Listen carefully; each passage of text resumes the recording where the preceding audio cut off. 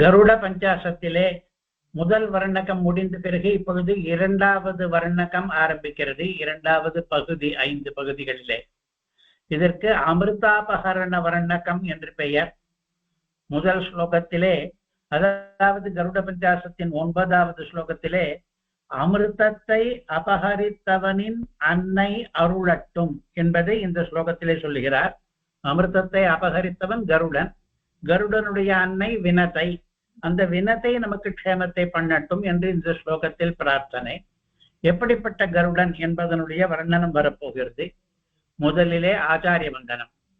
நாராயண குரும் ஞான வஹராஷி மகமாஸ்ரயே யோ ராஜதாக்னிபிர்நித்யம் ஆஹராதிதஹயானனஹ ஸ்ரீமதே நாராயண தாதயார்ய மகாதேசிகாய நமः.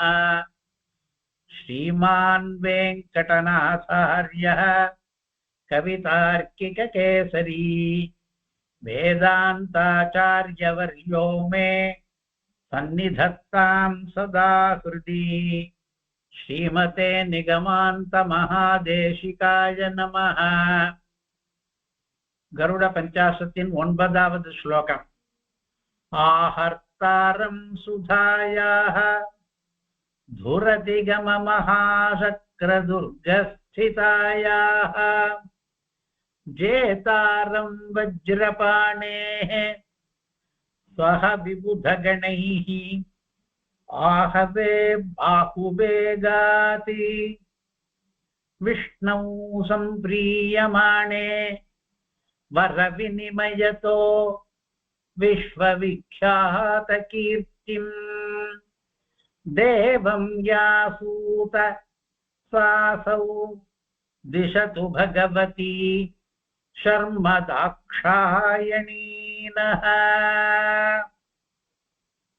அமிர்தாஹரண வர்ணகம் என்பது இருக்கிற 5 வர்ணகங்களுக்குள்ளே மிக பெரிதாக இருக்கிறது. இந்த வர்ணகத்திலே 17 ஸ்லோகங்கள் இருக்கின்றன. மற்ற வர்ணகங்களிலே இதைவிட குறைவான ஸ்லோகங்கள் தான். நாம் பார்த்தோம் முதல் வர்ணகத்தில் 8 ஸ்லோகங்கள் மட்டுமே இருந்தன என்று. இந்த பெரிய அமிர்தாஹரண வர்ணகத்திலே கருடனுடைய வீர தீர செயல் ஒன்று வர்ணிக்கப்படுகிறது. அது என்ன செயல் என்றால், இந்திரலோகத்துக்கே சென்று மிகவும் பத்திரமாக பாதுகாவல் வைக்கப்பட்டிருந்த அந்த அமிர்தத்தை கருடன் தன்னுடைய புஜபல பராக்கிரமத்தினாலே எடுத்துக்கொண்டு வர முடிந்தது. அவர் எடுத்துக்கொண்டு வந்தார் என்கிற கதை. ஆரம்ப பதமே அதுதான். ஆஹர்த்தாரம் சுதாயாக என்று. சுதா என்றால் அமிர்தத்துக்கு பெயர். அதனுடைய ஆஹர்த்தா அபகரணம் பண்ணினவர், அதை கொண்டு வந்தவர். தேவலோகத்திலிருந்து அமிர்தத்தை ஆஹரித்து கொண்டு வந்தவர் கருடன். அது அவருடைய பெரிய சிறப்பு. அந்த கதை எப்படி ஆஹரித்து கொண்டு வந்தார் என்பது முதல் 2 வரிகளிலே வருகிறது. அதை அமிர்தத்தை ஆஹரிப்பது அபகரிப்பது என்பது மிகவும் கஷ்டமானது. ஏனென்றால் அது வைத்திருந்த இடம் அப்படி, அதற்கு போட்டிருந்த காவல் மிகவும் அதிகமாக இருந்தது. அந்த இடத்துக்கு போவதே கஷ்டம். சொர்க்கலோகத்திலே இந்திரன் அதை ஒரு இடத்திலே பலத்த காவலுடன் வைத்திருந்தானே, அந்த இடத்துக்கு எல்லாரும் போகவே முடியாது. ஏன் அவன் அவ்வளவு ஏற்பாடு பண்ணி இருந்தான் என்றால், ராகு முதலிய அசுர ஜனங்கள் எல்லாம் இந்த அமிர்தத்தை திருடி இந்த அமிர்தத்தை உண்ண வேண்டும் என்று காத்திருந்தார்கள். அவர்களுக்கு எட்டாதபடி, அவர்களுக்கு கிடைக்காதபடி ஒரு அரணை ஏற்படுத்தி அதற்குள்ளே இந்த அமிர்தத்தை வைக்க வேண்டும். அதை மிகவும் நன்றாகத்தான் ஏற்படுத்தி வைத்திருந்தான் இந்திரன். அதனாலே அங்கே ஒரு துர்க்கம் இருக்கிறது. துர்க்கம் என்றால் கோட்டை, அரண்கள் எல்லாம் உள்ள கோட்டை. அங்கே போவதே கஷ்டமான ஒரு இடம். துர்க என்பதுதான் துரதிகம என்ற பதத்தினுடைய சுருக்கம். துரதிகமமான ஒரு சக்கர துர்க்கம் இருந்தது. அந்த துர்க்கத்திலே இந்த அமிர்தம் வைக்கப்பட்டிருந்தது. துரதிகமம் என்றால் சென்றடைய கஷ்டமான இடம். மகாசக்கர துர்க்கம் என்றால் அந்த துர்க்கமானது மகா பெரிய அளவிலேயும் இருந்தது, பெரிய மகிமை கொண்டும் இருந்தது. சக்கரன் என்றால் இந்திரன், இந்திரனுடைய துர்க்கம் அது. அல்லது அதிலே பாட பேதம் இருக்கிறது, சக்கர துர்க்கம் என்று. சக்கரம் என்றால் அங்கே அந்த துர்க்கத்திலே ஒரு சக்கரமானது சுற்றி கொண்டே இருக்கும் என்று மகாபாரதம் வர்ணிக்கிறது. அப்படி சக்கரத்தை அங்கே சுழலுகிற சக்கரத்தை அது போகும் வழியிலே வைத்திருக்கிறபடியினாலே அந்த இடத்துக்கு யாரும் அந்த சக்கர சுழற்சியை மீறி கொண்டு உள்ளே போக முடியாது. அப்படிப்பட்ட துர்க்கம் அது. அந்த துர்க்கத்திலே இருக்கிற சுதை இருக்கிறதே, அதையே அவ்வளவு காவல் உள்ள அந்த அமிர்தத்தையே கருடனாலே கொண்டு வர முடிந்து விட்டது. இது கருடனுடைய வீரியத்துக்கு சான்றாக இருக்கிறது. அவருக்கு எவ்வளவு வீரியம் என்றால், அவர் அமிர்தத்தை கொண்டு வர போகும் பொழுது வீரர்கள் எதிர்த்தார்கள். யார் வீரர்கள்? தேவசேனை, இந்திரன் அதன் தலைவன். விபுத கணங்கள் எல்லாம் அதிலே சிப்பாய்களாக இருக்கிறார்கள். இந்திரனோ கையிலே வஜ்ராயுதத்தை ஏந்தி கொண்டு வருகிறான். வஜ்ரபாணியான அந்த இந்திரனையும் அவனோடு கூட வந்த விபுத கணங்களையும் ஜெயதாரம் ஜெயித்து விடுகிறார் கருடன். வஜ்ராயுதத்தை தாங்கினவனையே ஜெயிப்பது என்பது மிகவும் கஷ்டம். ஆனால் அந்த ஜெயமும் கருடனுக்கு வந்து சேருகிறது. யுத்தம் பண்ணித்தான் ஜெயிக்கிறார். ஆகவே பாகுவேகாதி, இந்திரனுடைய தோல் வலிமை இருக்கிறதே, புஜ பராக்கிரமம், அது அத்தகையது. அது இந்திரன் முதலிய தேவர்களையும் ஜெயிக்கும்படியாக பண்ணிற்று கருடனை. பெரியதொரு வெற்றி இது. அமிர்தாபகரணத்தின் போது நடந்த யுத்தத்திலே இந்திராதிகளை தோல்வியுற செய்து தன்னுடைய பல பராக்கிரமத்தை காட்டி கருடன் ஜெயித்தார் என்பது மிகவும் அசாதாரணமான ஒரு நிகழ்ச்சி. அது அசாதாரணமாக இருந்த காரணத்தினாலேயே விஷ்ணுவுக்கு பிரீத்தி ஏற்பட்டது கருடனிடம். கருடன் இவ்வளவு பராக்கிரமசாலியாக இருக்கிறான், நினைத்த காரியத்தை இவ்வளவு சீக்கிரமாக நன்றாக சாதிக்கிறான், தன்னுடைய அன்னைக்கு தாயாருக்கு உதவ வேண்டும் என்பதற்காகத்தான் இந்த அமிர்தத்தை அவன் எடுத்துக்கொண்டு போகிறான். அவன் இவ்வளவு வீர தீர சாகசத்தை பண்ணுவதற்கான காரணமும் நல்ல காரணமாக இருந்ததாலே அவனுடைய மாத்திரு பக்தி என்பது அவனை அப்படி செய்ய தூண்டியது. அது மிகவும் உயர்ந்தது தானே. சொந்த மாதாவிடம் பக்தி கொண்டிருப்பது என்பது நல்லது. அந்த நல்ல குணம் கருடனுக்கு இருந்தது. அதனாலே மாதாவுக்கு உதவுவதற்காக அமிர்த ஹரணத்தை பண்ணுகிறான். அதனாலேயும் விஷ்ணுவுக்கு பிரீதி ஏற்படுகிறது. உலகில் யார் மிக உயர்ந்த நோக்கத்துக்காக மிக கஷ்டமான காரியத்தை செய்து முடிக்கிறார்களோ அவர்களிடமெல்லாம் விஷ்ணுவுக்கு பிரீதி ஏற்படும். விஷ்ணுவுக்கு யார் யார் ஸ்ரீமதி ஊர்ஜிதம் ஏவவா என்று கீதையில் சொன்னபடி ஊர்ஜிதமான காரியங்களை பண்ணுகிறார்களோ அவர்கள் எல்லாமே விஷ்ணுவுடைய அம்சங்கள் தான். மம தேஜோம்ச சம்பவம் என்கிறார் கீதையிலே. விஷ்ணுவினுடைய அம்சம் இல்லாமல் கருடன் இதை பண்ணி இருக்க முடியாது. அதனாலேயும் விஷ்ணுவுக்கு பிரீத்தி. தன் அம்சத்தை கொண்டு ஒருவன் இவ்வளவு ஊர்ஜிதமாக இருக்கிறானே என்ற பிரீத்தி. விஷ்ணு சம்பிரியமானே, இப்படி விஷ்ணுவுக்கு பிரீத்தி ஏற்பட்ட பொழுது வர வினிமயதஹ, விஷ்ணு இந்த கருடன் செய்த செயலை பாராட்டி அவனுக்கு ஒரு வரம் தருவதற்காக முற்படுகிறார். அப்பொழுது இந்த நிகழ்ச்சியை நாம் ஏற்கனவே முன்பொரு ஸ்லோகத்திலே பார்த்திருக்கிறோம். கருடனும் விஷ்ணுவுக்கு வரம் தருவதாக சொல்லுகிறான். விஷ்ணு கருடனிடம் என்ன வரம் வேண்டினார், கருடன் விஷ்ணுவிடம் என்ன வரம் வேண்டினான் என்பதையும் நாம் ஏற்கனவே பார்த்திருக்கிறோம். கருடன் தனக்கு வாகனமாக ஆக வேண்டும் என்று விஷ்ணு கேட்டார். கருடன் ஒப்புக்கொண்டார். ஒப்புக்கொள்ள வேண்டியது ஆயிற்று. ஏனென்றால் வரம் கொடுக்கிறேன் என்று முதலிலேயே சொல்லிவிட்டார். ஆனால் கருடன் என்ன கேட்டார், நீ எனக்கு மேலே இருக்கிறாய், இப்பொழுது கருடன் வாகனமான பிறகு நான் உனக்கு மேலே இருக்க விரும்புகிறேன் என்று கேட்டார். அதற்கு ஒப்புக்கொண்டு விஷ்ணு என்ன பண்ணினார், கருடனை தன்னுடைய கொடியிலே தாங்கினார். கருட துவஜனாக ஆனார். விஷ்ணுவினுடைய கொடியிலே கருடன் இருக்கிறார், கருடனுடைய தோளிலே விஷ்ணு இருக்கிறார்.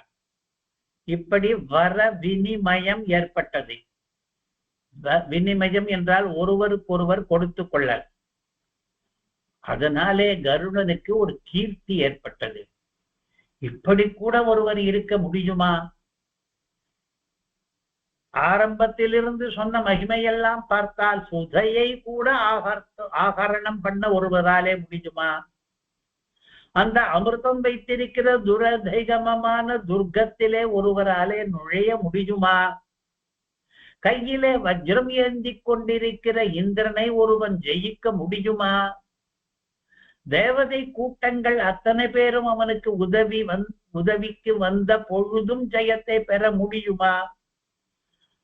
அப்படி ஜெயிப்பதற்கு வஜ்ராயுதம் போல தன்னிடம் வேறொரு ஆயுதம் இல்லாத போதும் கூட தன்னுடைய பாகுவேகத்தாலே மட்டுமே நிராயுதனாக ஜெயிக்க முடியுமா? இப்படி விஷ்ணுவுக்கு பிரீத்தியை இந்த அளவுக்கு ஏற்படுத்த முடியுமா? அப்படி பிரீத்தனான விஷ்ணு கொடுக்கும் பொழுது அந்த விஷ்ணுவுக்கு தானே வரம் கொடுப்பதாக சொல்ல முடியுமா? இப்படி யாராலும் செய்ய முடியாத காரியங்களை தொடராக செய்ததனாலே கருடனுக்கு ஏற்பட்ட கீர்த்தியானது விஸ்வ விக்யாதமாயிற்று.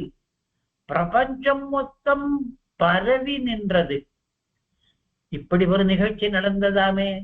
கருடன் இந்திரனை ஜெயித்தாராமே. கருடன் அமிர்தத்தை அபகரித்து கொண்டு போனாராமே. இந்திரனிடம் வஜ்ராயுதம் இருக்கும் பொழுது அப்படிப்பட்ட ஒரு ஆயுதம் கருடனிடம் இல்லாத பொழுது கூட தன் பாகுபலத்தினாலேயே ஜெயித்தாராமே. விஷ்ணுவுக்கே வரம் கொடுத்தாராமே என்றெல்லாம் அவருக்கு ஏற்பட்ட கீர்த்தியானது பிரபஞ்சத்திலே இந்த பூலோகம் மட்டுமில்லை, விஸ்வம் மொத்தம் விக்யாதமாயிற்று. அவ்வளவு புகழாளனான அந்த கருடன ஒரு தேவன். இந்திரனுக்கு அடங்கி இருக்கிற விபுத கணத்திலே அவர் சேராமல் இருந்தாலும் கூட அவர் கூட ஒரு தேவன்தான். அப்படிப்பட்ட கருட தேவனை யா அசூத சா அசௌ, அந்த கருடனையே பிரசவித்தாளே ஒருத்தி, அந்த கருடனுக்கே தாயாராக பெற்றெடுத்தாளே ஒருத்தி. அவள் பெயரை இங்கே சொல்லவில்லை. ஆனால் அவளை பற்றி 2-3 வார்த்தைகள் இருக்கின்றன பெயர் சொல்லாமலே. முதல் வார்த்தை சா, அந்த அளவுக்கு பெருமை வாய்ந்த ஒருத்தி, கருடனையே பிள்ளையாக பெறும்படியான ஒருத்தி. பகவதி, அவள் பகம் கொண்டவள். பகம் என்பதற்கு நாம் அர்த்தம் பார்க்க போகிறோம். பல அர்த்தங்கள் அவையெல்லாம் பொருந்தும். இங்கே ஒரு அர்த்தம் கீர்த்தி, கீர்த்தி கொண்டவள். கருடனுடைய அம்மா வினதையினுடைய பெயர் கூட இன்று நமக்கெல்லாம் அடிக்கடி உத்தேசமாக கீர்த்தியமாக இருக்கிறது என்றால் அதற்கு காரணம் இந்த கருடனுடைய அற்புத செயல். கருடனை வைனதேயன் என்று சொல்லும் பொழுதே நாம் அந்த வினதாவையும் சேர்த்துத்தானே நினைக்கிறோம். அவள் பகவதியாக இருந்தாள். அவள் தாக்ஷாயணி. அவள் பிறவி எப்படிப்பட்டது என்று பார்த்தால் ஆனானப்பட்ட தக்ஷ பிரஜாபதிக்கே அவள் பெண்ணாக பிறந்தவள். பிரஜாபதிகள் என்று சில பேர் ஜெகத் சிருஷ்டியிலே சதுர்முக பிரம்மாவோடு கூட வேலை செய்பவர்கள். அந்த பிரஜாபதிகளிலே ஒருவராக இருந்த தக்ஷ பிரஜாபதிக்கு பெண்ணானவள் இந்த வினதை. அவ்வளவு உயர்ந்த பிறவி பெற்றவள். பகவதி தன்னுடைய குணங்களாலே கீர்த்தியும் பெற்றவள். சா இந்த கருடனுக்கே தாயார் என்ற பிரசித்தியையும் பெற்றவள். அப்படிப்பட்டவள் நமக்கு அவளும் வந்தனியை ஆகிறாள். நாம் அவளையும் வந்திக்க வேண்டும்.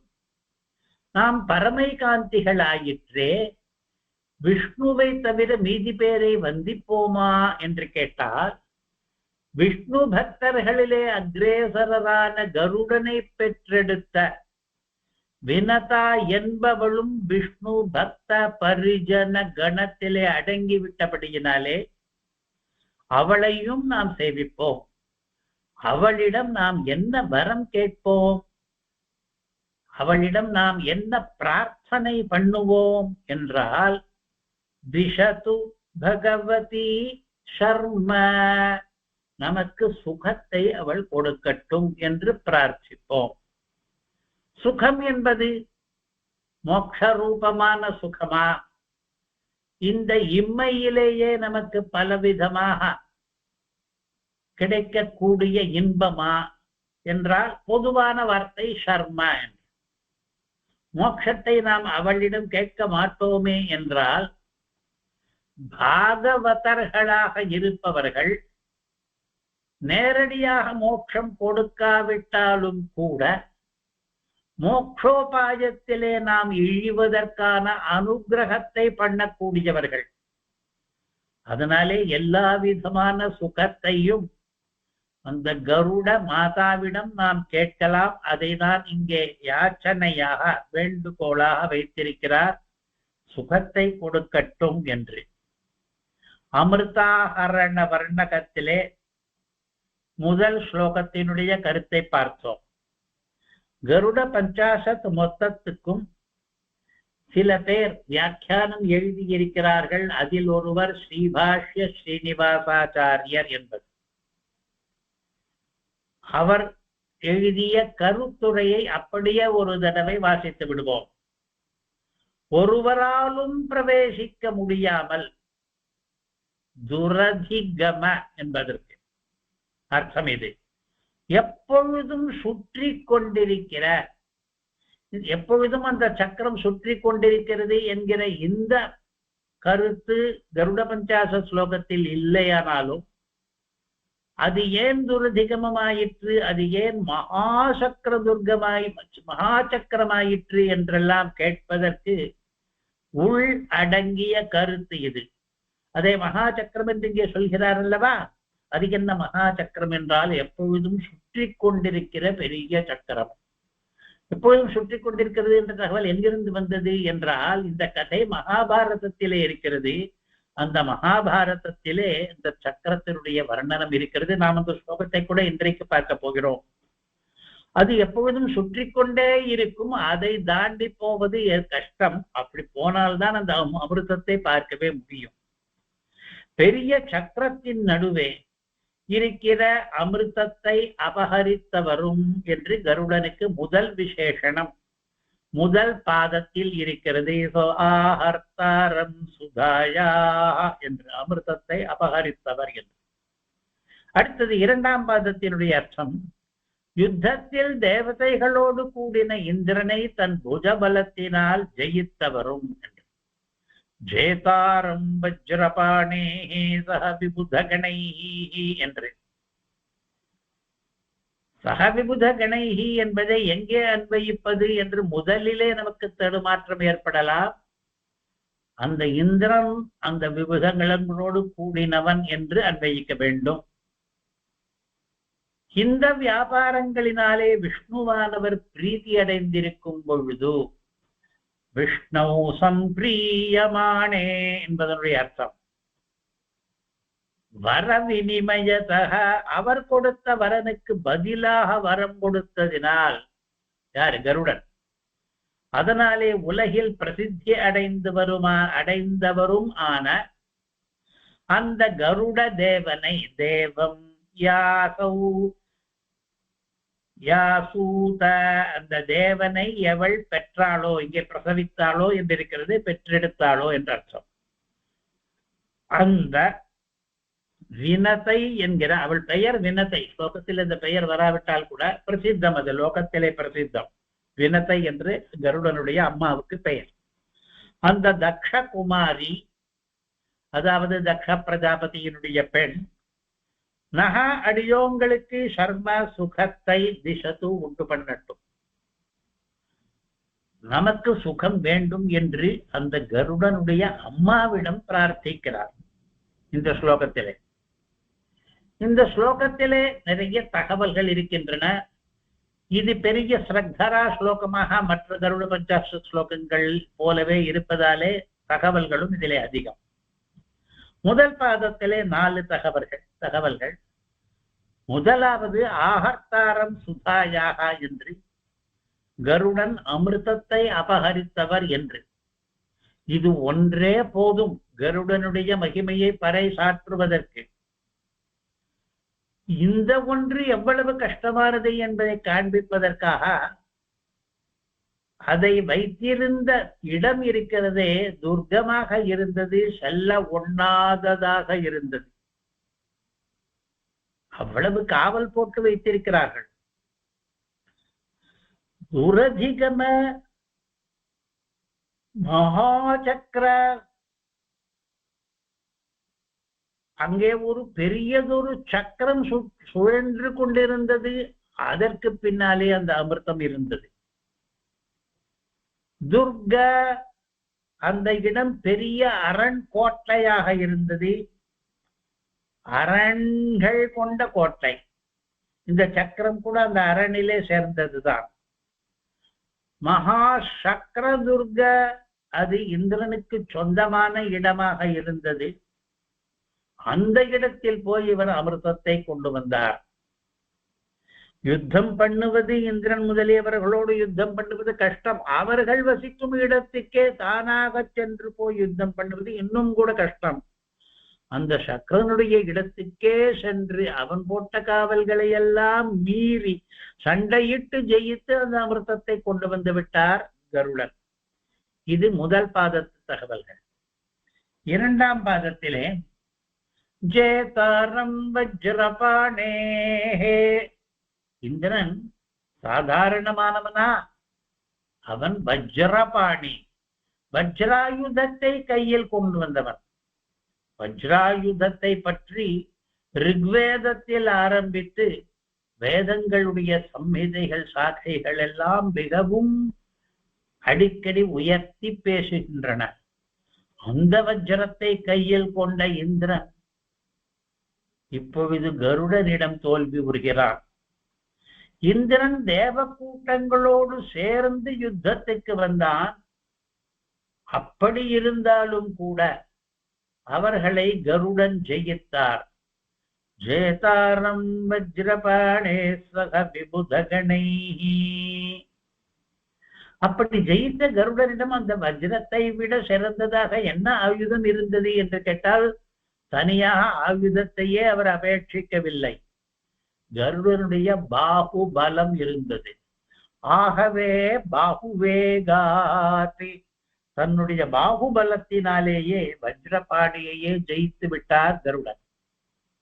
இனி மூன்றாம் பாதத்தில் சொன்ன தகவல்கள்.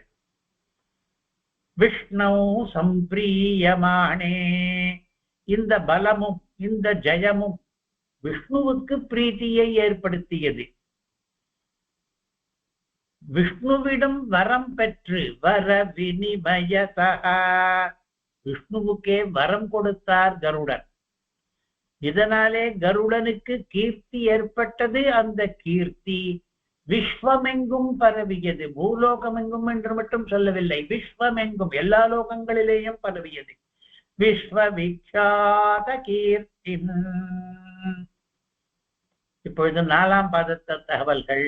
தேவம் யாசூதசாசௌ, தேவம், கருடனும் ஒரு தேவன் தான், ஒரு பட்சி என்று மட்டும் நினைத்துக் கொண்டு விடக்கூடாது. பட்சி ரூபத்திலே வந்திருக்கிற நித்திய சூரி அவர் கருடன். அத்தகைய கருடனை பெற்றெடுத்த தாய் இருக்கிறாளே, தேவம் யா அசூத சா, அந்த தாய் சா என்றால் பிரசித்தமானவள் என்ற அர்த்தம், மகிமசாலினி என்ற அர்த்தம். அவள் பகவதி. பகவான் பகவதி என்று நாம் சில பெயர்களைத்தான் சொல்வோம். அந்த தாக்ஷாயணி இருக்கிறாளே கருட மாதா, அவள் பகவதி. எப்படி என்று பின்னாலே பார்க்க போகிறோம். அவள் தாக்ஷாயணி, அதாவது தக்ஷ பிரஜாபதியினுடைய குமாரி. இவ்வளவு சிறப்பு வாய்ந்த அவள் நமக்கு க்ஷேமத்தை சுகத்தை கொடுக்கட்டும் என்று 4ஆம் பாதத்திலே பிரார்த்தனை. இவ்வாறாக பாதத்திற்கு 4 தகவல்கள், மேலும் சில பாதங்களிலே அதிகப்படி தகவல்களும் உண்டு. நிறைய தகவல்கள் இந்த ஸ்லோகத்தில் இருப்பதை நாம் பார்த்தோம். இவற்றை சில பிரமாண வச்சனங்களுடன் கூட இப்பொழுது நாம் ரசிக்க போகிறோம். துரதிகம மகாசக்ர. துரதிகம அடைவதற்கு, அதாவது கிட்ட போவதற்கு கஷ்டமான. துர் என்பது கஷ்டமான என்ற அர்த்தம். அதிகமா என்றால் கிட்ட போவது.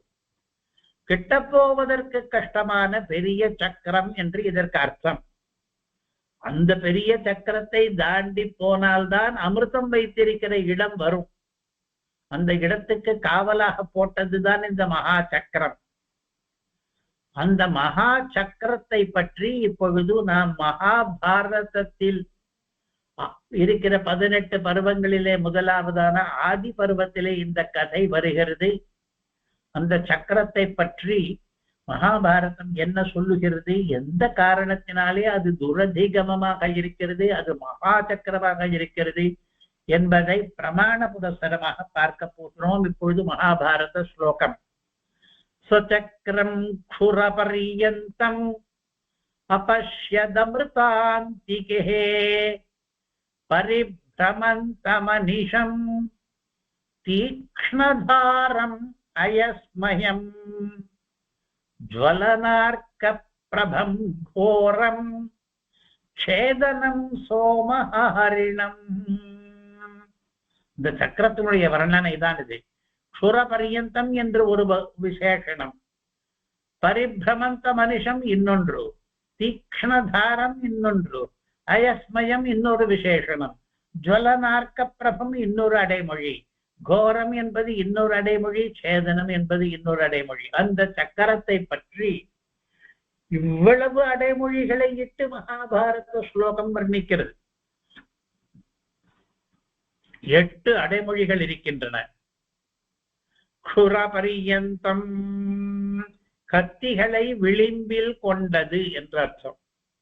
சக்கரம் சுழலும் போது சக்கரத்தினுடைய விளிம்பு பகுதி இருக்கிறதா, ஓரப்பகுதி, வெளியில் இருக்கிற ஓரப்பகுதி, அதிலே க்ஷுரபர்யந்தம் கத்திகள் நிறைய இருக்கின்றன. கூராக இருக்கிறது. அது கையில் பட்டால் அல்லது உடலில் எங்கேனும் பட்டால் அருந்துவிடும். அப்படி கத்தி வைத்த சக்கரம் அது.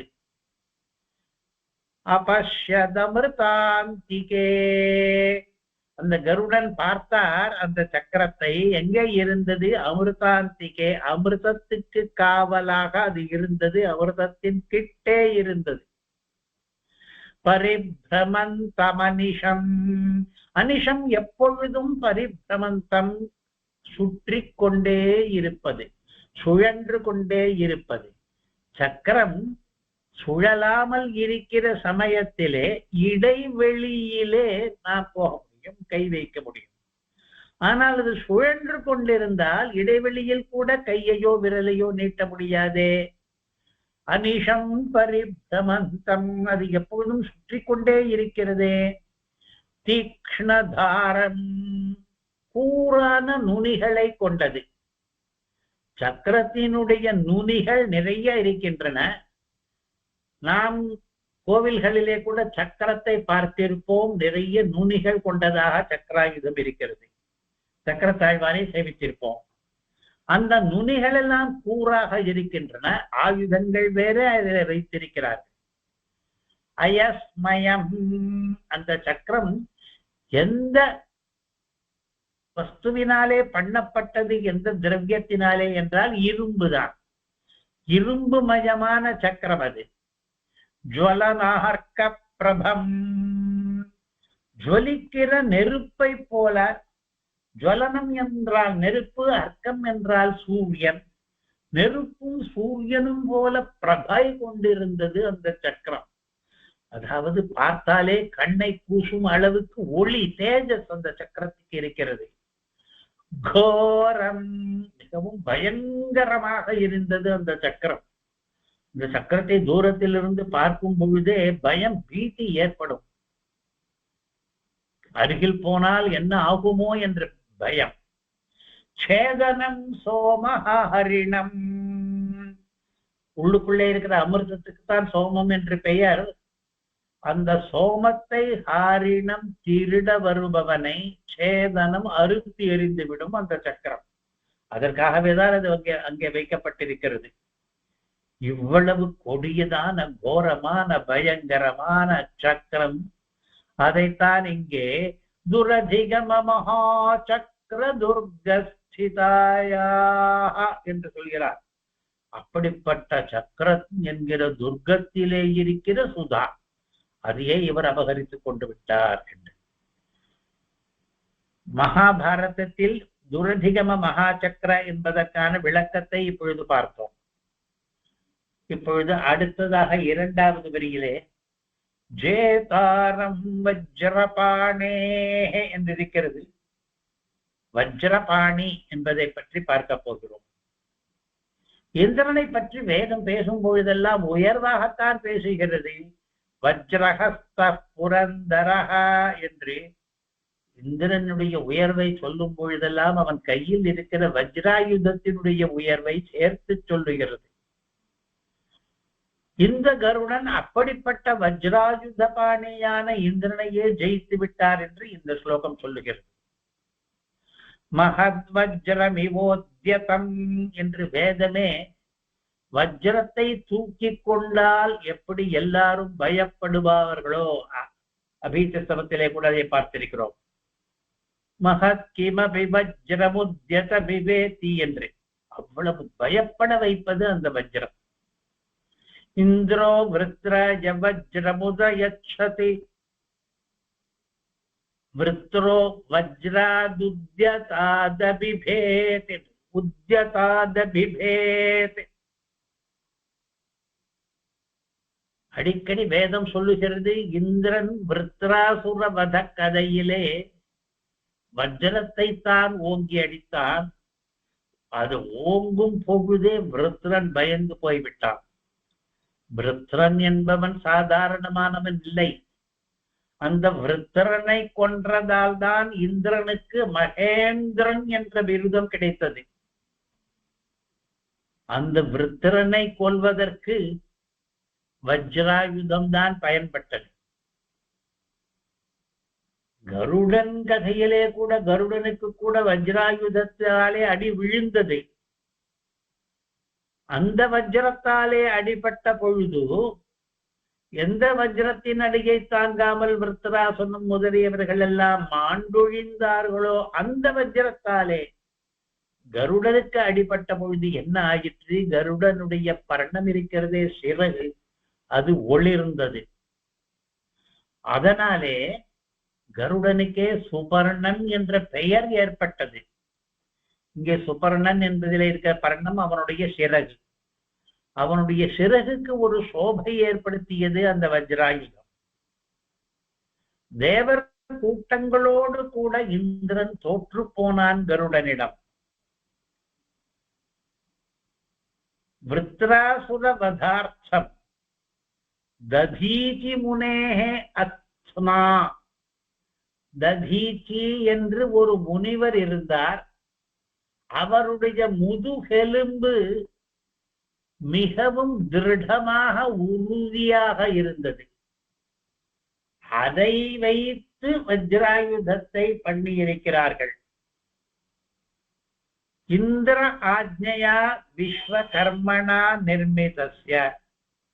இந்திரன் அப்படி ஒரு தனி ஆயுதம் பண்ண வேண்டும் என்று கட்டளையிட, அந்த கட்டளைப்படி விஸ்வகர்மா என்கிற தேவ சிற்பியானவன் வஜ்ரம் என்கிற ஆயுதத்தை நிர்மிக்கிறான். அதை பற்றின ஒரு ஸ்லோகம் எப்பொழுது ஏவம் கிருதவ்யவசிதः தத்யங்காதர்வணஸ்தனும் பரே பகவதி பிரம்மணி ஆத்மானம் சன்னயன் ஜஹௌ. அந்த கதை வேறு, அது இருக்கட்டும். நாம் புரிந்து கொள்ள வேண்டியது வஜ்ராயுதம் என்பது லோகத்தில் இருக்கிற ஆயுதங்களுக்குள்ளே மிகவும் உயர்ந்தது. ஆயுதானாமஹம் வஜ்ரம். பகவத்கீதையிலே பெறுவாள், ஆயுதங்களுக்குள்ளே நான் வஜ்ரமாக இருக்கிறேன் என்று சொல்லும் பொழுது என்ன கருத்து? ஆயுதங்களுக்குள்ளே உத்கிருஷ்டமானது வஜ்ரம். அந்தந்த ராசிகளுக்குள்ளே எது உத்கிருஷ்டமோ அதுவாக பெருமாள் இருப்பதாக அங்கே சொல்லிக் கொண்டு வருகிற அந்த பிரகரணத்திலே ஆயுதங்களுக்குள்ளே நான் வஜ்ரமாக இருக்கிறேன் என்று சொல்கிறார்.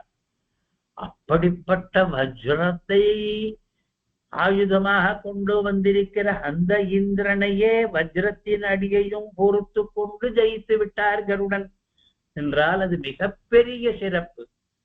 சேதாரம் வஜ்ரபாணி. மூன்றாவது வரி ஆரம்பம். விஷ்ணு சம்பிரியமானே. விஷ்ணு பகவான் உகந்திருக்கும் போது என்று சதி சப்தமி. விஷ்ணு பகவானுக்கு இந்த கருடனுடைய அமிர்தாபகரண விற்த்தாந்தமானது முகப்பை ஏற்படுத்தியது என்று சொல்கிறார். அந்த கதை, அந்த கதாம்சமும் மகாபாரதத்திலே இருப்பதுதான்.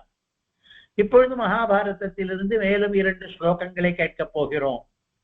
அபீத்வைவஹமிருதம் பக்ஷி பரிகிருஹ்யாசு வேகதः அகச்சத பரிஸ்ரஹந்தः ஆச்சார்யஹர்க பிரபாம் கதः விஷ்ணுனா து ததாகாசே வைனதேயஸ் சமேயிவான் தஸ்ய நாராயணஸ்துஷ்டः ததா துல்யேன கர்மணா. இப்பொழுது கருடன் ஒரு சாகச காரியம் பண்ணுகிறாரே, அதிலே வாஸ்தவத்திலே விஷ்ணுவுக்கு எந்த பங்கும் கிடையாது. அவர் தன்னுடைய தாயாரை விடுவிக்க வேண்டி, தாயாருக்கு திருப்தி பண்ண வேண்டி அதற்காக அமிர்தாபகரணம் தான் பண்ணுகிறார். இந்திரன் சண்டைக்கு வந்தான், ஜெயித்தார். விஷ்ணு இந்த கதையிலே வந்திருக்க வேண்டிய அவசியம் இல்லை, ஆனால் வந்தார். ஏனென்றால் அவர் ஆகாசத்திலே இருந்தவர் கருடனை சந்திக்கும்படியாக நேரிட்டது. அமிர்தத்தை பரிகிருக்கிய எடுத்துக்கொண்டு ஆசு சீக்கிரமாக வேகத்தோடு கூட திரும்புகால் யாத்திரை இது. அபீத்வைவ அமிர்தம் பக்ஷி. அப்படி கஷ்டப்பட்டு அமிர்தத்தை அபகரணம் பண்ணினாரே, அதில் ஒரு சொட்டு கூட இவர் சாப்பிடவில்லை. எல்லாரும் அமிர்தம் கிடைத்தவுடனே என்ன பண்ணுவார்கள்? அது சாவா மருந்தாயிற்றே, உடனே ஒரு தொட்டு சாப்பிட வேண்டும் என்றுதானே எல்லாருக்கும் தோன்றும். கருடனுடைய குறிக்கோள் வேறு. அதை கொண்டு போய் தன்னுடைய அம்மாவுக்கு கொடுக்க வேண்டும் என்று. அபீத்வைவ தான் சாப்பிடாமலே அதை எடுத்துக்கொண்டு போனார். அகச்சதி போனார் கருடன். அபரிஷ்ராந்த. கருடனுக்கு துளியும் களைப்பு ஏற்படவில்லை. பெரிய யுத்தம் நிகழ்ந்திருக்கிறது. இவர் மேலே வஜ்ரமே கூட அடி போட்டு இருக்கிறது. இந்திராதிகளை எல்லாம் ஜெயித்திருக்கிறார் தன்னுடைய பாகுபலத்தை காட்டி. இப்பொழுது அமிர்தத்தை எடுத்துக்கொண்டு போகிறார். இவ்வளவு காரியங்கள் செய்தால் ஒருவருக்கு களைப்பு ஏற்படாதோ என்றால், ஜெயம் ஏற்பட்டாலும் கூட கூடவே களைப்பும் ஏற்படுவதுதானே இயல்பு. கருடனுக்கு ஜெயம் ஏற்பட்டது, களைப்பு ஏற்படவில்லை. அபரிஷ்ரஹந்தஹ. அர்க்க பிரபாம். சூரியன் மாதிரி ஒளிர்ந்து கொண்டிருக்கிறார். ககஹ. ஆகாசத்திலே சஞ்சரிக்கிறார். விஷ்ணுனா து ததாகாசே வைனதேய சமேயிவான். அப்பொழுது அந்த ஆகாசத்திலே விஷ்ணு இருந்தார், அவரோடு வைனதேயருக்கு சமாகமம் ஏற்பட்டது, சந்தித்தார்கள் இருவரும். தஸ்ய நாராயண ஸ்துஷ்டஹ, கருடன் பண்ணின அசாத்தியமான காரியத்தை பார்த்து நாராயணனுக்கே ஒரு பிரீத்தி ஏற்பட்டது. இவ்வளவு அசகாய சூரனாக இருக்கிறானே, ததா துல்யேன கர்மணா, செயலிலே தனக்கு சமமாக கருடன் இருப்பதாக பார்க்கிறார் அவர். அதனாலே அவருக்கு பிரீத்தி. பகவானுக்கு ஏற்கனவே சொன்னபடி மிகவும் தைரியம், மிகவும் பராக்கிரமம், மிகவும் தேஜஸ், இவற்றை எல்லாம் கொண்டவர்கள் பகவானுடைய அம்சமானவர்கள் என்று கீதையிலே அவரே சொன்னபடி அப்படிப்பட்டவர்களில் ஒருவராக கருடன் இருக்கிறபடியினாலே பகவானுக்கு கருடனிடம் பிரீதி ஏற்பட்டது. விஷ்ணு சம்பிரியமானே என்பதற்கு விளக்கமான பாரத ஸ்லோகங்களை நாம் இப்பொழுது பார்த்தோம். அதற்கடுத்தது வர வினிமயதஹ. இதை ஏற்கனவே ஒரு தடவை கருடனுக்கு விஷ்ணு வரம் கொடுப்பதும் விஷ்ணுவுக்கு கருடன் வரம் கொடுப்பதும் அதை பற்றி அந்த கதையை பற்றி ஏற்கனவே பார்த்தாகிவிட்டபடியினாலே இப்பொழுது வேகமாக ஒரு தடவை இதை நினைவுறுத்தி கொண்டு கிளம்பி விடுவோம். வரத்தை வினிமயம் பண்ணி கொண்டார்கள், பண்ட மாற்று போல மாற்றிக்கொண்டார்கள். நான் உனக்கு ஒன்று தருகிறேன், நீ எனக்கு வேறொன்று தா என்று பண்ணுவதற்கு பண்டமாற்று என்று பெயர். இப்பொழுது பெருமாள் நான் உனக்கு வரம் தருகிறேன் என்றால் கருடன் உனக்கு நான் வேறொரு வரம் தருகிறேன் என்கிறார். இதுதான் வர வினிமயம்.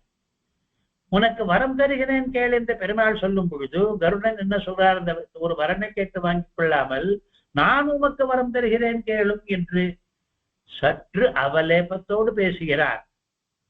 பெருமாள் என்ன சொல்கிறார், நீ வரம் தருகிறாயா? அவருடைய அவலேபத்தை சற்று குறைக்கும்படியான வரத்தை கேட்கிறார். நீ எனக்கு வாகனமாக இரு. தருகிறேன் என்று சொல்லி ஆயிற்று. அதனால் கருடன் ஒத்துக்கொண்டு விட்டார். கருடன் சொல்கிறார், சரி நானும் உமக்கு மேலே இருக்கும்படியாக நீர் வரம் தர வேண்டும் என்று கேட்கிறார். பெருமாள் அது சரி, நீ என்னுடைய கொடியிலே இரு என்கிறார். ஆஹா, பெருமாள் கருட வாகனனாகவும் கருட துவஜனாகவும் ஆனார். கருடன் பெருமாளுக்கு கீழேயும் இருக்கிறார் மேலேயும் இருக்கிறார் என்றார். இதுதான் வர வினிமய கதா. விஸ்வவிக்யாத கீர்த்திம், உலகத்திலே பரவின புகழ், பிரபஞ்சத்திலே பரவின புகழ். எந்த மாதிரியான புகழ் பிரபஞ்சத்திலே கருடனுக்கு பரவி இருக்கிறது என்று கேட்டால், ஏற்கனவே போன வர்ணகத்திலேயே கருடன் வேதமயன் என்ற புகழை பார்த்தோம். அது இருக்கட்டும். இந்த ஸ்லோகத்திலேயே 5-6 விதமான கீர்த்திகள் கருடனுக்கு. அவன் ஹரிக்கு வாகனமானான், அவனை வாகனமாக ஹரி ஏற்றுக்கொண்டார் என்கிற புகழ். அவன் ஹரி பகவானுக்கு கொடியானான், கருட துவஜனாக பெருமாள் ஆனார் என்ற புகழ் கருடனுக்கு. இப்பொழுது அமிர்தத்தை கொண்டு வந்தவன் என்ற புகழ், ஆர்த்தாரம் சுதாயா என்ற புகழ், ஜெயதாரம் வஜ்ரபாணே என்று இந்திரனையே ஜெயித்தவன் என்று ஒரு புகழ், விஷ்ணு சம்பிரியமானே வர வினிமயதா என்று பெருமாளுக்கே வரம் கொடுத்தவன் என்று இன்னொரு புகழ். இப்படி கருடனுக்கு எத்தனையோ புகழ்கள். அதனாலே விஸ்வவிக்யாத கீர்த்தியாகிவிட்டான் கருடன். அப்படிப்பட்ட கருடனை, புகழாளனான கருடனை பெற்றெடுத்தவள் வினதை என்பது அடுத்த வரியிலே வருகிறது. பகவதி தாக்ஷாயணி. வினதைக்கு இந்த அடைமொழிகள் இருக்கின்றன. பகவதி என்று ஒன்று, தாக்ஷாயணி என்று இன்னொன்று. பகவதி என்று அவளை எப்படி சொல்லலாம் என்றால், கோஷங்களுக்குள்ளே தலை சிறந்ததான அமர கோஷம் சொல்லுகிறது பக என்ற சொல்லுக்கு என்ன அர்த்தம் என்று. ஸ்ரீகாமமாஹாத்மிய வீரியயத்னார்க்க கீர்த்திஷு என்று நிறைய அர்த்தங்கள் இருக்கின்றன. ஸ்ரீ என்று ஒரு அர்த்தம், அதைத்தான் வியாக்கியாதாக்கள் எடுத்துக்கொண்டிருக்கிறார்கள். புத்திர ஸ்ரீ உடையவள் வினதை என்று. ஸ்ரீ என்றால் செல்வம், புத்திர ஸ்ரீ என்றால் பிள்ளை செல்வம். கருடனை பிள்ளையாக பெற்றவளுக்கு புத்திரஸ்ரீ எப்படி இருந்திருக்க வேண்டும்? அதனாலே அவள் பகவதி என்று. கீர்த்தி என்று கடைசி அர்த்தமும் இருக்கிறது, கீர்த்தி உடையவள் வினதை என்று. மகாத்மியம் என்று நடு அர்த்தமும் இருக்கிறது, மகாத்மியம் உடையவள் வினதை. இப்படி ஸ்ரீயும் பெற்று கீர்த்தியும் பெற்று மகாத்மியமும் பெற்றிருப்பதாலே அவள் பகவதி என்று ஆகிறாள்.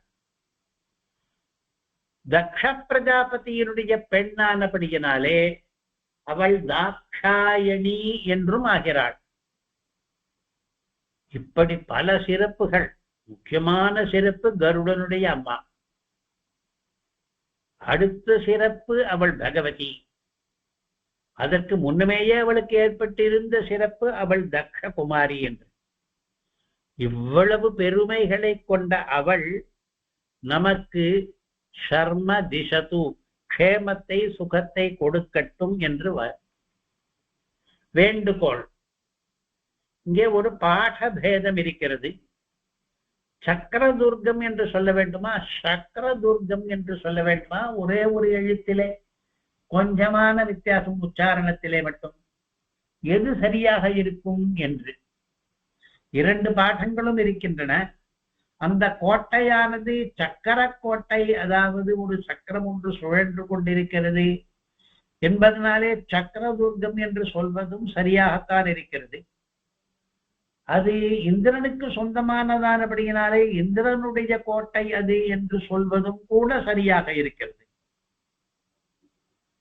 ஆகா, அமிர்தமானது இந்திரனுக்கு சொந்தமானதும் சுழலும் சக்கரத்தால் காவல் பெற்றதுமான துர்க்கத்திலே இருக்கிறது என்பதை சொல்வதற்கு சக்கரதுர்கம் சக்கரதுர்கம் என்று இரண்டையுமே சொல்ல வேண்டி இருக்கிறது. பாடபேதத்தின்படி ஏதோ ஒன்றை நாம் எடுத்துக்கொள்வோம்.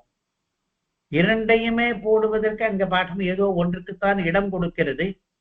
அது எது வேண்டுமானாலும் இருக்கலாம் என்று. அடுத்தது பிரார்த்தனை. திஷது பகவதி ஷர்ம. திஷது ஷர்ம. நகா எங்களுக்கு, அடியோங்களுக்கு. எங்களுக்கு என்றால் லோகத்தில் இருக்கிற அத்தனை பேருக்கும் என்ற அர்த்தமா? அந்த எங்களுக்கு என்கிற பதத்தினுடைய வீச்சு எவ்வளவு தூரம் கொள்ள வேண்டும் என்று கேட்டால், அடியவர்களுக்கு, எவரெவர்களெல்லாம் கருடனை ஆசிரித்தர்களாக இருக்கிறார்களோ அவர்களுக்கு என்ற அந்த அளவுக்கு அதை வீச்சு வைத்துக் கொள்ளலாம். எங்களுக்கு, அடியோங்களுக்கு சர்ம சுகத்தை திஷது கொடுக்கட்டும் என்று நாம் பார்த்து கொண்டு வருகிறோம். கருட பஞ்சாசத்திலே 2ஆம் ஸ்லோகத்திலிருந்து ஒவ்வொரு ஸ்லோகத்திலும் ஒரு வேண்டுகோள், ஒரு பிரார்த்தனை இருக்கிறது. அதேபடி இந்த ஸ்லோகத்திலே எங்களுக்கு சர்ம சுகம் வேண்டி இருக்கிறது, அதை கொடுக்கட்டும் என்று வேண்டுகோள். நாம் ஏன் அவளிடம் இதை வேண்டுகிறோம், கருட மாதாவிடம் என்றால், நாம் நம்மை விட உத்கிருஷ்டரானவர்களிடம்தான் வேண்டுகோள் பண்ணுவோம். லோகத்தில் அப்படித்தான் எல்லாரும் பண்ணுகிறார்கள். அவளுக்கு, வினதா தேவிக்கு 3 பெருமைகளை இந்த ஸ்லோகம் சொல்லுகிறது. முதல் பெருமை தேவம் யாசூதசா என்று. அப்பேற்பட்ட கருடனை பெற்றெடுத்த மாதாவான பெருமை. 2வது பெருமை பகவதியான பெருமை. 3வது பெருமை தாக்ஷாயணியான பெருமை. தக்ஷ பிரஜாபதி குமாரியாக பிறந்ததினாலே அபிஜாத்திய பெருமை. தானே தன்னுடைய குணங்களாலே பகவதியான பெருமை. கருடனை பெற்றெடுத்த பெருமை. இப்படி சொல்லிக் கொள்ளலாம். 3 தலைமுறைகள் ஒவ்வொன்றும் அவளுக்கு பெருமையை கொடுத்தன. அவளுடைய அப்பாவினாலே பெருமை, அவளுடைய தன் குணங்களாலேயும் பெருமை, அவளுடைய புத்திரனாலேயும் பெருமை. அப்பாவால் ஏற்பட்ட பெருமை தாக்ஷாயினி என்கிற பதத்திலே, தானாகவே பெற்றுக்கொண்ட பெருமை பகவதி என்கிற பதத்திலே, தன்னுடைய புத்திரனான கருடனாலே அவளுக்கு கிடைத்த பெருமை யாசூதசாசௌ என்கிற பதத்தினாலே கிடைத்த பெருமை. இவ்வளவு மகிமை கொண்டவளுக்கு வரதான திறமை என்பது தானே வரும். வரதானம் மற்றவர்களுக்கு ஒரு வரத்தை கொடுப்பதோ அல்லது ஒரு சாபத்தை கொடுப்பதோ ஒரு சக்தி இருக்கிறதே, அது யார் யாருக்கு வருகிறது என்று ஸ்ருதி ஸ்மிருதிகளிலே விசாரம் உண்டு. யாருக்கு வரும் என்று கேட்டால், வேதத்தை அனவரதம் ஜபித்து கொண்டு பாராயணம் பண்ணி கொண்டிருக்கிறார்களே அவர்களுக்கெல்லாம் இந்த வரதான சாமர்த்தியம் வந்துவிடும். நாம் அத்தனை பெரியவர்களிடம் போய் நமக்கு என்ன வேண்டுமோ அதை கேட்டு அவர்கள் அனுகிரகம் பண்ணினார்கள், ஆனால் அது பலிக்கும். ரிஷீணாம் புனராத்யானாம்பர்த்தோனுதாவதி என்று ஒரு கவி சொன்னான். ரிஷிகளாக போயிருக்கிறார்களே, தபோ நிரதர்களாக, அவர்களுக்கு தானாகவே அவர்கள் சொல்வதெல்லாம் பலிக்கிறது. வாயிலே என்ன வார்த்தை வருகிறதோ அது உண்மையாக போகிவிடுகிறது. அந்த கவி வேடிக்கையாக சொல்லுகிறார், நாமெல்லாம் எது உண்மையோ அதைத்தான் பேச வேண்டும் என்கிறது வேதம். அந்த வேதத்திலே வல்லுநர்களான தபஸ்விகள் எதை பேசுகிறார்களோ அது உண்மையாகி விடுகிறதே என்றார். அதனாலே இந்த வரதான சாமர்த்தியம் என்பது அவளுக்கும் இருப்பதனாலே அவளிடமே ஒரு வரத்தை கேட்போம் நாம். அதுதான் விஷது ஷர்மா என்று, எங்களுக்கெல்லாம் சுகம் கிடைக்கட்டும் அந்த வரத்தை அவள் கொடுப்பாளாக என்று. இந்த ஸ்லோகத்தினுடைய கருத்து பொழிப்புரை முடிந்தது. இப்பொழுது சில அலங்காரங்களை பார்க்கலாம். ஆனால் ஒன்றைத்தான் இப்பொழுது பார்க்க போகிறோம். சொல்லணி என்பது சப்தாலங்காரம். ஸ்லோகத்தை வாசிக்கும் பொழுது சில வர்ணங்கள் ஆவருத்தங்களாக இருக்கின்றன, எழுத்துகள். ஆகவே பாகுவே காத் என்ற இடத்திலே ஆகவேக்கு அப்புறம் அப்புறம் மறுபடியும் ஆகுவே என்று வந்திருக்கிறது. இது அரை மடக்கணி, அர்த்த யமகம் என்று. சில எழுத்துகள் அப்படியே திரும்பி வந்திருக்கிற காரணத்தினாலே, எழுத்து மட்டும் திரும்பினால் அனுப்பிராசம் என்று சொல்லி நிறுத்தி விடுவோம். பல எழுத்துகள் சேர்ந்த ஒரு பதமே திரும்பினால் நாம் யமகம் என்கிற மடக்கணி என்று சொல்வோம். ஒரு பதமே பெரும்பாலுமாக திரும்பினால் அதுதான் இங்கே நடந்திருக்கிறது. அதை அரை வடக்கணி என்று யாசூதசாசௌ என்று இருக்கிறது. சூசாசௌ என்று சசா சிசியிலே 3 எழுத்துக்களை எடுத்து அருகருகில் வைப்பதனாலே இது ஒரு விதமான அனுப்பிராசம் என்கிற சொல்லணி. 3ஆம் பாதத்திலே விஷ்ணோகம் பிரியமானே வர வினிமயதோ விஸ்வவிக்யாத. இந்த 4 பதங்களை பாருங்கள். விஷ்ணு, வினிமய, விஸ்வ, விக்யாத என்று 4ம் ஒரே எழுத்திலே ஆரம்பிக்கிறது, வி என்கிற எழுத்திலே. இது வெறும் சாதாரண அனுப்பிராசம் இல்லை, இது பத ஆரம்ப அனுப்பிராசம் என்று. பதங்கள் 4 இருக்கின்றன, ஆரம்பத்திலே ஒரே எழுத்தாக இருக்கிறது. இதே மாதிரிதான் அடுத்த வரியிலேயும் தேவம் திஷது தாக்ஷாயணி என்ற இடத்திலேயும் பத ஆரம்ப அனுப்பிராசம் இருக்கிறது. துரதிகம துர்கா என்று முதல் வரியிலேயும் அது இருக்கிறது. ஆக முதல் வரியிலேயும் 3ஆம் வரியிலேயும் ஒவ்வொரு வரியிலேயும் அனுப்பிராசம் இருக்கிறது. அதிலே பதாரம்ப அனுப்பிராசம் என்பதை முதல் வரியிலேயும் பார்க்கிறோம், 3ஆம் வரியிலேயும் பார்க்கிறோம், 4ஆம் வரியிலேயும் பார்க்கிறோம். இந்த ஸ்லோகத்தை நாம் தமிழில் மொழிபெயர்க்க வேண்டும் என்றால் இதே மாதிரி பத ஆரம்ப அனுப்பிராசத்துடன் மொழிபெயர்க்க முயல வேண்டும். அப்படி பண்ணினால் சுதா ஆஹர்த்தாரம் சுதாயாக என்று, சுதா என்கிற பதம் ஸ்லோகத்தில் இருக்கிற பதம் தான், அமிர்தம் என்று பெயர். சுதாஹாரியான சுபர்ணனை, சுபர்ணன் என்று கருடனுக்கு பெயர், அவனை சுதனாக கொண்டவள் சுகம் தரட்டும். இந்த ஸ்லோகத்தின் கருத்தே தான். சுதாஹாரி அமிர்தாபஹாரி கருடன். அவனுக்கு சுபர்ணன் என்று பெயர். அவனை சுதனாக கொண்டவள், சுதன் என்றால் பிள்ளை, மகனாக கொண்டவள் வினதை. அவள் சுகம் தரட்டும் என்றால் பதாரம்ப அனுப்பிராசத்தை விடாமலே தமிழிலே சொல்லிவிட்டு, வாஸ்தவத்திலே இது தமிழ் அனுவாதம் என்று கூட சொல்லக்கூடாது. அனுப்பிராசத்தை ஏற்படுத்தின 4 பதங்களும் சம்ஸ்கிருத பதங்கள் தான். சுதா, சுபர்ணன், சுதன், சுகன் என்று சம்ஸ்கிருத பதங்களாக இருந்தாலும் இந்த 4 பதங்களும் சம்ஸ்கிருதம் தெரியாதவர்களுக்கும் புரிகிறது. ஏனென்றால் தமிழிலும் இந்த பதங்கள் வழக்காற்றிலே இருக்கிற பதங்களாக இருக்கின்றன. இப்பொழுது சொல்லணியையும் பார்த்தாயிற்று. இப்பொழுது கடைசியாக இந்த ஸ்லோகத்திலே நமக்கு இருக்கிற தகவல்கள் என்னென்ன என்பதை பார்ப்போம்.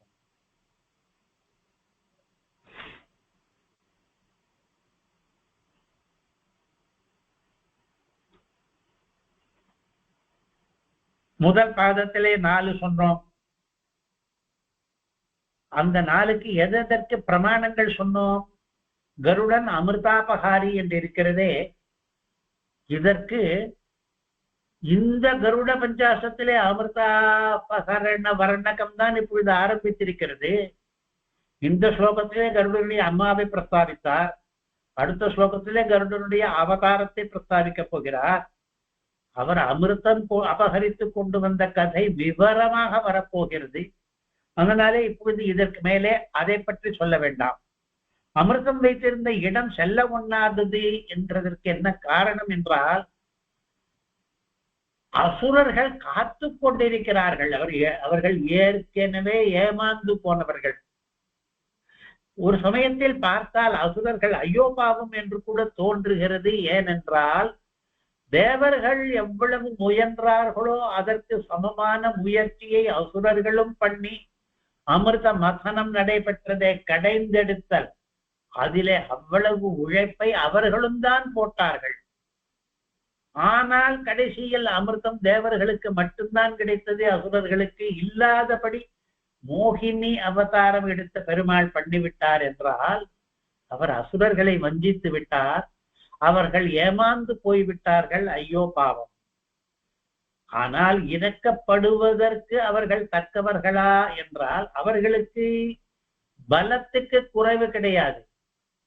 அதனால் எங்கேயாவது அமிர்தத்தை கொண்டு வைத்திருந்தாலும் அதை அவர்கள் எடுத்துக்கொள்ளக்கூடியவர்கள் தான்.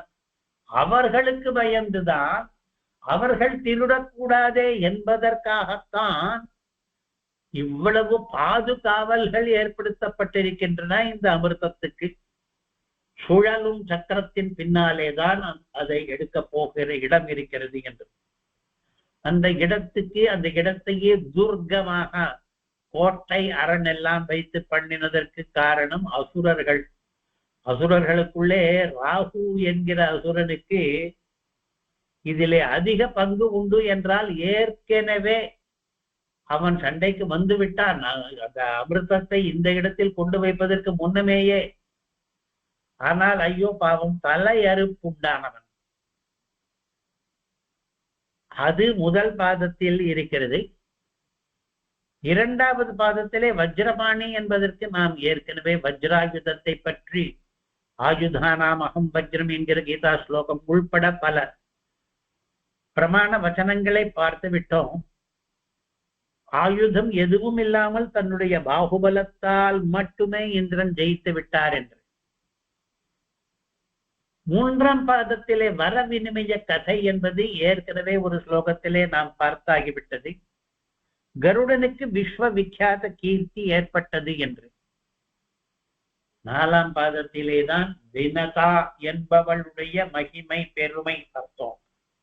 இவ்வளவு மகிமை வாய்ந்த வினதையானவள் நமக்கு க்ஷேமத்தை தரட்டும் என்று. இந்த கதை இருக்கிறதே அமிர்தாஹரண கதை, இது வேதத்தில் ஆரம்பித்து இருக்கிறது. வேதத்திலே திருத்தீயஸ்யா மிதோ திவி சோம ஆசீத் என்று 3வது ஜுலோகத்திலே சோமத்தை ரட்சித்து வைத்திருந்தார்கள். அதற்கு அபகரணம் ஏற்பட்டது என்று. கத்ரூஷ்ச வை சுபர்ணீதா ஆத்மரூபயோரஸ்பர்தேதாம் என்று ஒரு கதை கூட வருகிறது. பாம்புகளை பெற்றெடுத்தவள் ஒருத்தி, கருடனை பெற்றெடுத்தவள் இன்னொருத்தி. அவர்களுக்குள்ளே ஏதோ அழகு போட்டி மாதிரி ஆரம்பித்து அது எவ்வளவு பெரிய வம்பிலே முடிந்தது என்கிற கதை. இப்படி மகா பிரபாவசாலியான கருடனை பற்றி இன்றைக்கு எத்தனை பிரபாவங்கள் பார்த்தோம், அமிர்தாபகரணத்திலிருந்து ஆரம்பித்து. அப்படிப்பட்ட கருடனை பெற்றெடுத்த வினதையானவள் நமக்கு சுகத்தை தரட்டும் என்று வேண்டுகோள். ஸ்லோகத்தை ஒரு தடவை வாசித்து முடித்து விடுவோம்.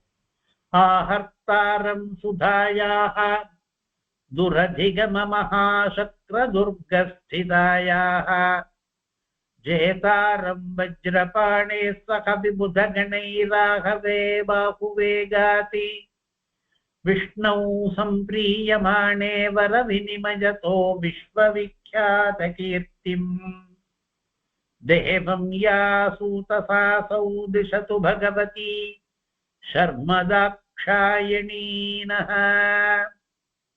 कवितार्किक सिंहाय कल्याण गुणशालिने श्रीमते वेंकटेशाय वेदांत गुरवे नमः। श्रीमते निगमान्त महादेशिकाय नमः।